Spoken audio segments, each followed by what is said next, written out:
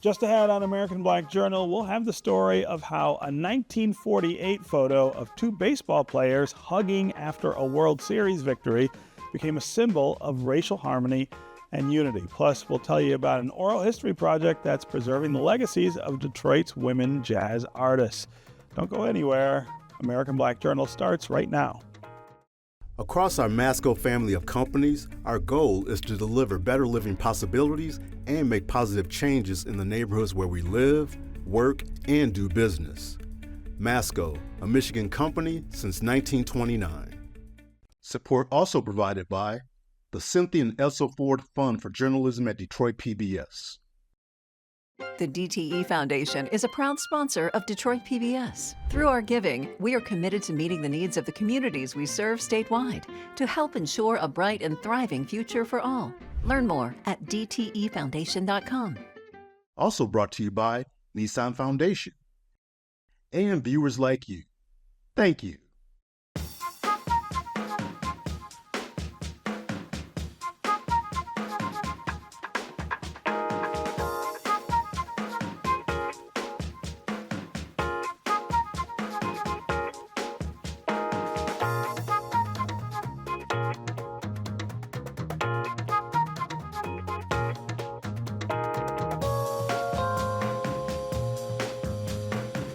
Welcome to American Black Journal. I'm your host, Stephen Henderson. We're more than a month away from the start of the Major League Baseball season, but today we're bringing you a story about a pivotal moment in the history of America's favorite pastime. The year was 1948. The World Series matchup was between Cleveland and Boston. Cleveland came out on top, but it was a locker room photo of victorious teammates Larry Doby and Steve Gromek sharing a hug that grabbed even more attention. One Detroit's Bill Kubota explains in this report. Troy, home of the National Polish-American Sports Hall of Fame. It's ballot counting time for this year's inductees. A number of individuals from Hamtramck in Detroit got together to form the organization, and Stan Musial was our first inductee. That was 52 years ago. Stan the Man, one of the greatest hitters of all time from Pennsylvania. But there's representation from around here, Hamtramck, and baseball in particular.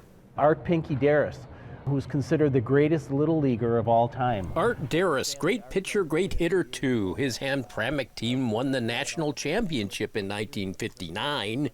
Then there's Tom Paciorek, on several teams in his 18 years in the majors in the 70s and 80s. I think one of the really neatest pieces we have in our Hall of Fame is the jersey, a Cleveland Indians jersey, back when they were the Indians, of Steve Gromek. Johnny Sane and Steve Gromek, two right-handers, will face each other today in the fourth game of the World Series of 1948. A record-setting crowd in Cleveland, eyes on Gromek. A good pitcher among greats. The rocket-armed future Hall of Famer Bob Feller. Bob Lemon, also destined for the Hall of Fame, and up-and-comer Gene Bearden. Gromek, an occasional starter, surprised some when he was picked for such a crucial game. Nearly 8 decades later, Detroit Free Press columnist Neil Rubin has been recounting his story. I knew Steve Gromek's name basically tied to those 48 Indians. Then, over time, as I lived here, I learned that he was a Hamtramck guy, because Hamtramck has a huge athletic tradition and a big baseball tradition. Stephen Joseph Gromek, 28-year-old right-hander. Of Polish ancestry, entered pro ball as an infielder in 1939. I've personally done a lot of research on Steve Gromek. He's one of my favorite Hamtramck-born major league players. Very interesting guy, great family. The Hamtramck Historical Museum just got this photo album from one of Gromek's sons. Pictures from Hamtramck Day at Briggs Stadium when Cleveland came to play the Tigers.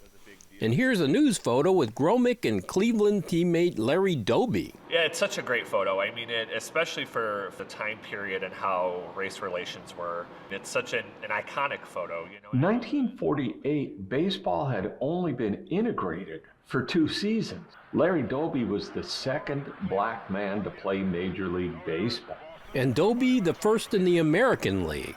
As Cleveland won Game 4, the photo of Doby and Gromick made the papers across the country. So there's the picture signed by our dad and Mr. Doby. And, you know, when I saw this picture for years, I thought it was a huge group in the locker room, just everyone mulling around. But then an associate of mine's wife found the picture of them here. See, the two of them are standing alone in the locker room. Nobody else is around them, so this is just the two of them embracing, you know. So it's not like it was like a real hug. Steve Gromick's boys quite young during their dad's playing days, but the photo always sat prominently among the sports trophies. A happy moment recorded for history, but for Steve, not without consequences. He doesn't even think anything about this picture. They didn't pose for it. It was spontaneous. But he gets home after the season. He's back in Hamtramck seeing old friends, and some people wouldn't talk to him. They were so appalled by this photo of a white man and a black man that people he had known for decades froze him out. A January Sunday in Royal Oak. Pastor Jeff Nelson with the First United Methodist Church and a sports fan. He's been thinking about that photo with Doby and Gromick. I've been holding this story since Neil shared it with me, knowing that it's the kind of story that needs to be told. To be a servant of Christ is to defy gravity. And defying gravity changes the world, and we need images of what that new world might look like. Here's an image that defied the gravity of its day. Meet Larry Doby and Steve Gromick. It combines all my favorite things. It's got baseball, it's got social justice and doing the right thing, and it's just a great human story. And it's local, and I just think that's pretty cool. This snapshot defied the gravity of a racially segregated world. And I'm here today to tell you that picture made neither of these men popular. He came home and his friends, old teammates didn't want to talk to him. And it's because after that World Series win, took a picture with his arm around Larry Doby. And during the time that it was, people saw that and were like, nope. Gromick found hate mail waiting for him in his mailbox and longtime friends who would no longer have a drink with him at the bar. One former buddy even quipped, "Man, why couldn't you just shook his hand?" There was a lot of fallout in 1948. And you look at that photo and go, yeah, I'm not talking to that guy anymore. That's weird to me. And I mean, I'm sure there's probably a stronger word than weird, but like weird is the best thing I can think of right now. And that brings to the plate Larry Doby. Doby, who's had 4 out of 11, hitting at .364, currently the leading hitter in the series. You think about it now and it's like, how could this happen back then? And it's like, oh, very simply, they did not want someone like this to be here. It kind of makes your head hurt because you try to think about like, why does that make sense? It's interesting because in our family, we just saw 2 ball players and it was a World Series. In Hamtramck, my dad, he would go and play baseball wherever there was a game. He used to play, you know, with the black players too. You know, they had great baseball players too. So my dad would play with everyone when he was there, you know, in Hamtramck. 1-0 Cleveland, last half of the 3rd inning. An overhand fastball swung on, hit high and deep in the right center field. The ball is going, it is gone! Even to Larry Doby, where they added him to this team, and you add a player like that who helps your team get over the hump, but in sports, like, it's literally a win-loss business. Wouldn't you want to do everything you can to win? Larry Doby just teed off for the first home run of the 1948 World Series, and the Indians lead 2-0. Lou Boudreau is up. Cleveland these days. The team, they're the Guardians now. Around Progressive Field, some heroes victorious in 1948, cast in bronze. Rapid Robert Feller, player-manager Lou Boudreau, and Larry Doby. At the Baseball Heritage Museum, a small Doby display with artifacts from the Newark Eagles, Doby's Negro League team before coming to Cleveland in 1947, just 11 weeks after Jackie Robinson joined the National League's Brooklyn Dodgers. Doby, the second one in. Have we forgotten? Who doesn't know about him? Not so much Clevelanders, but when we get people from the West Coast or even, a couple of states out of Ohio, people are surprised to hear about Larry Doby's story and his place in American League Baseball history. The effort to not be forgotten. December 2023, a Congressional Gold Medal ceremony. Although Larry Doby died in 2003, his likeness joins Roberto Clemente and Jackie Robinson as just the third baseball player to receive the honor. The photo was a huge deal to Larry Doby's family, to the point where his son insisted that it be on his congressional medal. And he was told, oh no, we don't put two people on that side of the medal. That's just for the honoree. And he said, well, that's a very nice policy, and if you don't use that photo, there's not going to be a medal. The names that I heard in my house were the guys who looked out for him, the guys who made what he did possible. That was Steve Gromek, that was Joe Gordon, that was Jim Hegan, that was Bob Lemon. Those guys accepted him, and they were lifelong friends, and I'm just sorry I didn't get to meet some of them to thank them for their friendship. Here's a replica of the Congressional Gold Medal. It really has a nice message on the back, too. It says, we are stronger together as a team, as a nation, as a world. And I thank all you guys from the bottom of my heart. Steve Gromek died in 2002, but some of the Gromek family attended the ceremony, including Steve's wife, Jeanette Gromek, age 99.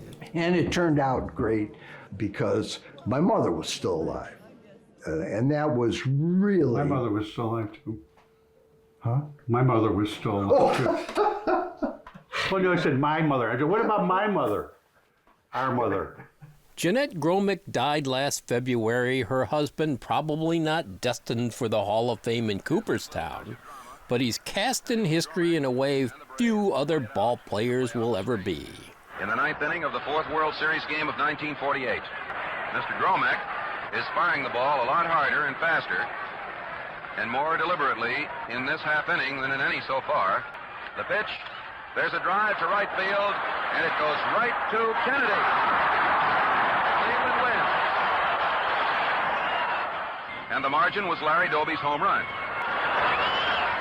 You couldn't have written a script. People wouldn't believe this if somebody's writing a movie, or how they say, oh, that's too unbelievable. You can't make that story up. It wasn't Game 7. It wasn't the last game of the World Series. But Steve Gromek, he understood what the photo showed, that moment of joy, but he also came to understand what it represented. That was important to him also. He could have very easily said, this is never going to happen again. I want no more pictures of me and my teammates of different races, never. So the fact that he leaned in was the mark of a stand-up guy. And I mean, people throw this term around a lot, but that's what an ally looks like. That's someone who has his back. I just think that it's a story that Detroiters in particular need to know and be proud of and just kind of own. Let's continue to be a movement that defies the gravity. If these two guys could do it, a local kid from just down the street, then maybe we can do it too. Let us pray. Gracious God, we thank you for this chance to be together here this morning and how this film and this moment. Up next, to look at the women who helped shape Detroit's Jazz legacy. But first, here's a clip of a conversation with Detroit Tigers legend Willie Horton from a 1992 episode of Detroit Black Journal. There were a number of key people, men in particular, who played important roles in your life, gave you guidance, and that's kind of what your message is all about today, too. That's what it's about. What I'm doing is giving back to society what it gave to me, and because I look at life that it's not none of mine to keep, and I'm very fortunate, I feel like that I can look back and say thanks to the Ryan Thompson, the Judge Keefe, and Sam Bishop. Judge Damon Keefe, and Sam Bishop at Northwestern. I tell you, it's unreal. It can go on, and as through all of these people of learning and bringing up, that they taught me about never forget the road that you cross. And what they did taught me, always respect to where you're going in the future and how you do that. recognize where you came from. So it always stayed that way, because my role model at the time that coming up, they let us recognize the people in the city. Like my dream of being a Charlie Primus basketball player. He was a great basketball player at Wayne State. Oh, I tell you, Johnny Klein. Jumping Johnny Klein. You got Chief Henry, which is the second deputy chief of the Eastern Operation, that we used to go with Lunch Bucket and watch him play ball, him and Freddie Snowden. They used to play, one was second base, one was shortstop. That was the good old days. We recognized what we had so we can understand what's down on Trumbull as the profession, and then we going outside. You know, what's important too is that these were black men in the black community who were role models for young boys like you back then. That's true, and that's just part of life, and it's more of a concept I'm trying to do today as what I'm doing at the Police Athletic League. It's more like a team-type concept as the wheel, the spokes type of concept. It's linkage to make something happen, because the future is our grandkids and their kids. Destination Detroit is an ongoing project of Detroit PBS. It explores the region's rich history and the people who helped shape it. Detroit's music legacy is an important part of that history. American Black Journal contributor Cecilia Sharp of 90.9 WRCJ spoke with oral historian Veronica Johnson about her project with the Detroit Sound Conservancy, which chronicles the stories of the women who have influenced the city's jazz culture. Take a look.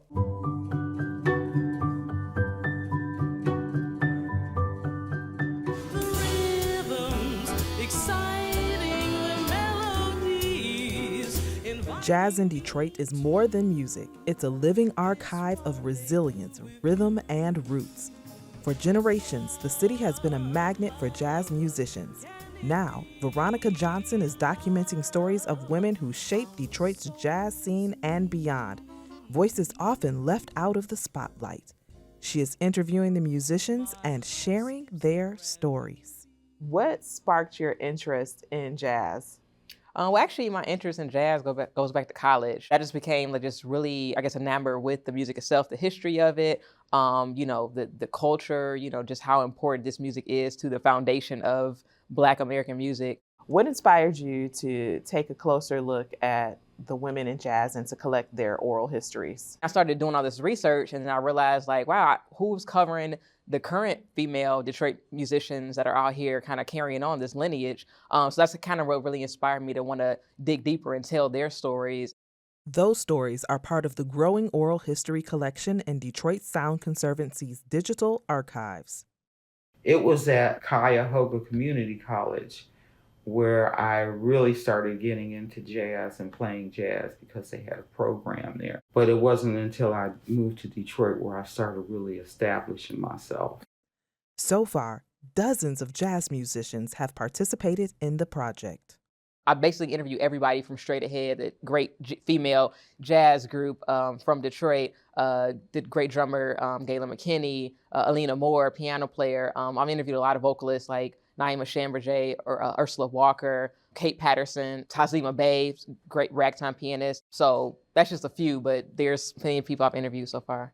So my father would make sure that I had a chance to hear music. He took me out to hear the Thad Jones, Mel Lewis Big Band. That was fantastic. We went to the Light Guard Armory on 8 Mile Road and heard them. He was really very, very good about making sure I had a chance to hear musicians when they came into town.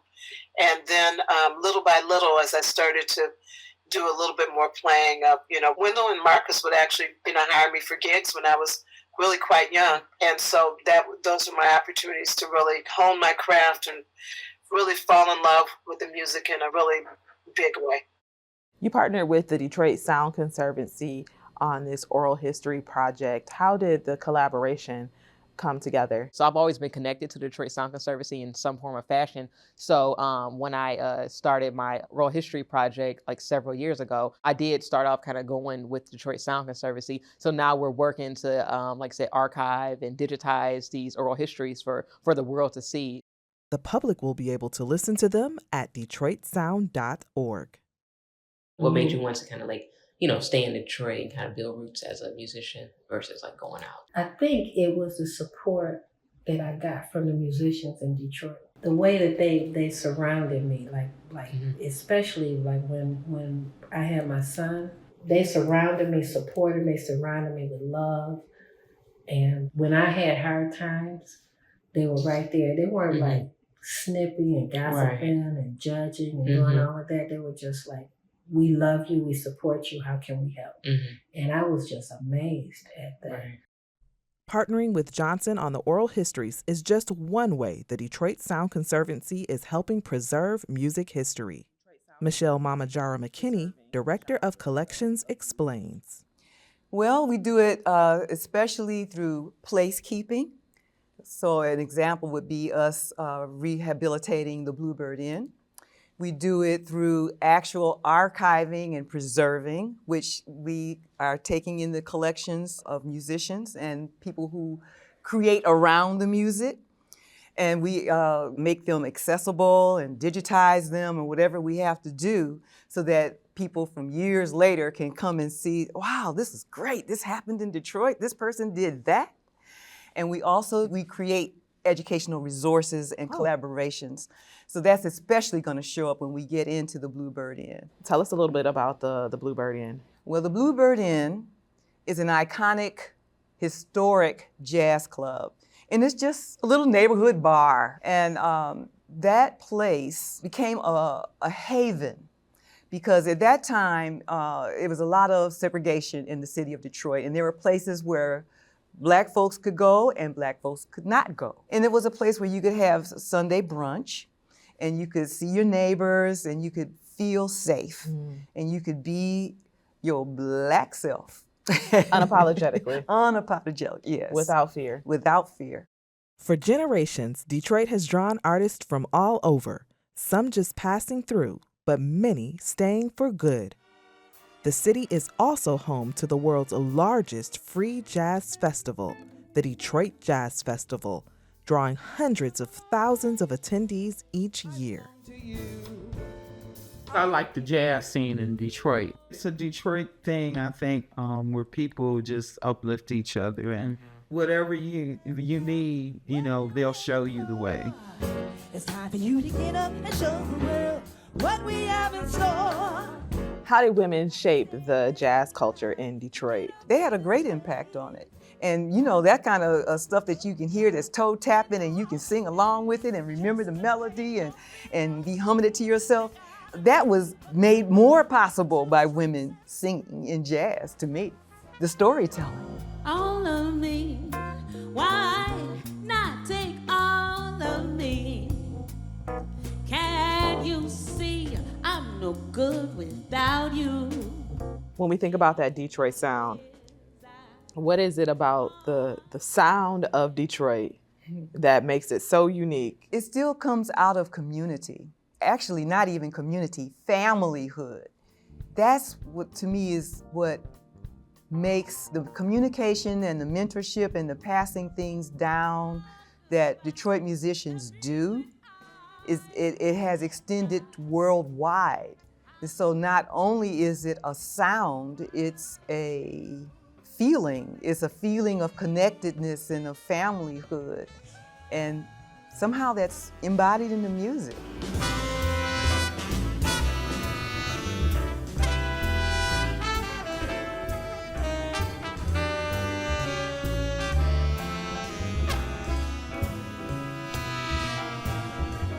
That Detroit sound that was in that really basic music that was there, created by the jazz musicians, the improvisation, the African rhythms that are embedded in it, all of that context is still going on and created that Detroit sound between the love that is in that music. It's pure love.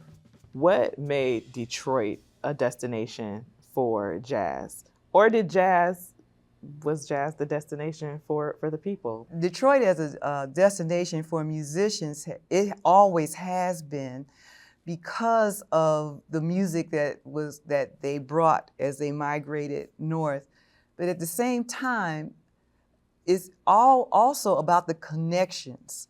Like a Marcus Belgrave, he was just coming through Detroit with Ray Charles. And he said, oh, I love this city. Yeah, and people taking him under their wing and talking to him, and he left Detroit and he came back and he said, I can't leave this place. He didn't want to leave. What is it that you hope that people walk away with after hearing some of these stories? Well, I just really want to, people to realize how, their work ethic, the resiliency of these women, again, a lot of the women I've interviewed, some of their 70s and 80s still performing. So it just goes to show how much they love music. And I just want people to realize that obviously women have as much of an influence and impact on Detroit jazz as the male counterparts. So I just want people to see the breadth and depth of these women and what they've done and what they've accomplished throughout their years.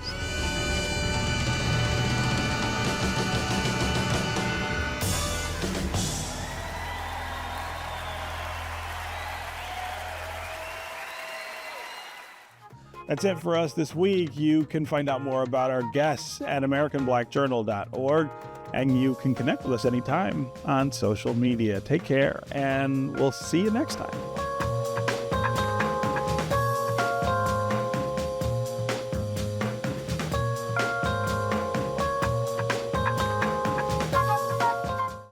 Across our Masco family of companies, our goal is to deliver better living possibilities and make positive changes in the neighborhoods where we live, work, and do business. Masco, a Michigan company since 1929. Support also provided by the Cynthia and Elsa Ford Fund for Journalism at Detroit PBS. The DTE Foundation is a proud sponsor of Detroit PBS. Through our giving, we are committed to meeting the needs of the communities we serve statewide to help ensure a bright and thriving future for all. Learn more at dtefoundation.com. Also brought to you by Nissan Foundation and viewers like you. Thank you.